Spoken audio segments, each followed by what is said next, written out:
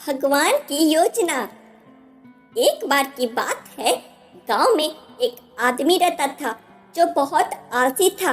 वह काम करना नहीं पसंद करता था, इसलिए वह हमेशा अपना पेट पालने के लिए सबसे आसान तरीका ढूंढता था। एक दिन उसे एक फलों का भरा हुआ पेड़ मिला। उसने चारों ओर देखा। पेड़ की रखवाली करते हुए किसी को ना देखकर वह कुछ फल चुराकर खाने का फैसला किया। लेकिन जैसे ही वह पेड़ पर चढ़ने लगा, पेड़ के मालिक ने उसे देख लिया। फिर मालिक उसे पकड़ने के लिए उसकी ओर देखा। मालिक को देखकर वह आदमी बहुत डर गया और पेड़ से नीचे आकर जंगल की ओर भागा। वहां छुपने के लिए जंगल के अंदर चला गया। कुछ समय बीतने के बाद वह अपनी खाली पेट लेकर गांव की ओर चलने लगा। जंगल से गुजरते हुए उसने देखा कि एक लोमड़ी थी जिसके केवल 2 पैर थे। लोमड़ी को देखकर उस आदमी ने मन ही मन सोचा, यह लोमड़ी कैसे जीवित रह सकती है, सिर्फ अपनी 2 पैर के माध्यम से।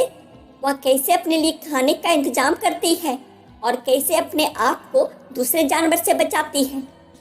तभी उसने लोमड़ी की तरफ आते हुए एक शेर को देखा। उस आदमी ने शेर की नजरों से छुपकर लोमड़ी को देखने लगा। उसने गौर से देखा कि शेर मुंह में एक मांस का टुकड़ा लेकर आ रहा था। शेर को देखकर सभी जानवर भाग गए, लेकिन लोमड़ी नहीं भाग सकती थी।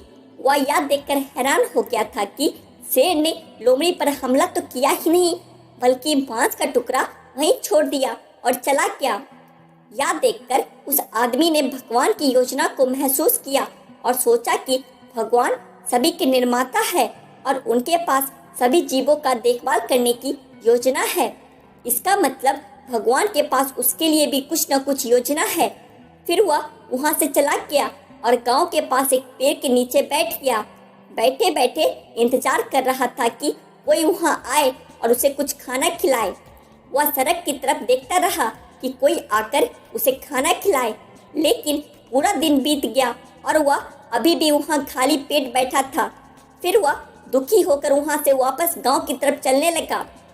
गांव वापस जाने के समय उसकी मुलाकात एक बूढ़े ऋषि से हुई। उस आदमी ने बूढ़े ऋषि को सब कुछ बताया और साधु से सवाल किया, ऐसा क्यों है बाबा, भगवान ने उस लोमड़ी पर दया किया और मेरे साथ ऐसा क्यों किया।